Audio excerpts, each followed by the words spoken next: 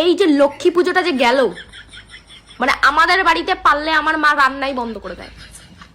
খিদে পেয়েছে মা, দুপুর হোক, সন্ধ্যেবেলা, রাত্রিবেলা, মাঝরাতে, যখনই হোক আমার মাকে যদি বলে মা খিদে পেয়েছে, নাড়ু আছে তুই খই নাড়ু খা। সারাদিন একটা মানুষ খই নাড়ু খাবে? সারাদিন মানলাম আছে, সারাদিন খই নাড়ু খাবে।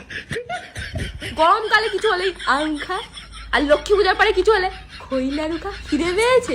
আমি বললাম মা সন্ধ্যেবেলা একটুখানি চাউমিন করে দাও। চাউমিন করবো কেন, খই নাড়ুগুলো খেতে পারছিস না, মোয়া রয়েছে। একটা মানুষ কত খই নাড়ু খেতে পারে? মানে খই নাড়ু খেতে খেতে খেতে খেতে আমি নাড়ু হয়ে যাচ্ছি। এত খই নাড়ু, সেই লক্ষ্মী পুজো কবে গেছে, এখনো আমাদের বাড়িতে পরে এত বানানোর কি দরকার? অল্প করে বানাতে পারো না? অল্প করে বানাতে পারো না? যত খই নাড়ু সব আমাকেই খাওয়াবে, এক গাদা বানাবে আর আমাকে 1 মাস 2 মাস ধরে খাওয়াবে।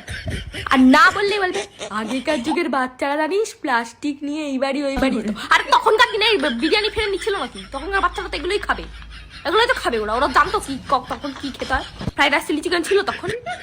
আগেকার বাচ্চা সবসময় আগেকার বাচ্চা তো আগেই তুমি জন্ম দিতা, এখন দাও তো কি দরকার ছিল? আর প্রত্যেকবার এইসব ঝামেলা হওয়ার সময় কোনো একটা কাকিমা বা ঠাকুমা আমাদের বাড়ি চলে আসে। কোথা দিয়ে ভাই চলে আসে বুঝতে পারি না, কিন্তু চলে আসে। তারা বলবে আগেকার যুগে যাইতো প্লাস্টিক নিয়া ঘরতো, এইদিকে এখনকার পোলা পাই। তুমি কি কাজে এসছো সেইটা করে চলে যাও। তোমার পোলা পাইনের গল্প করার কি দরকার ঠাকুমা? পোলা পাইনের গল্প শুরু করবে আর আমার মা সেটা নিয়ে হ্যাঁ দেখেছি সে। আমার মা কোনোদিনও আমার কথা ভাবে না, লোকে যা বলবে সেটা নিয়ে আমার কাছে। পাশের বাড়ির মেয়ে কি করছে, সেই কখন পড়তে বসছে, আরে ও কখন পড়তে বসবে সেটা আমার কি?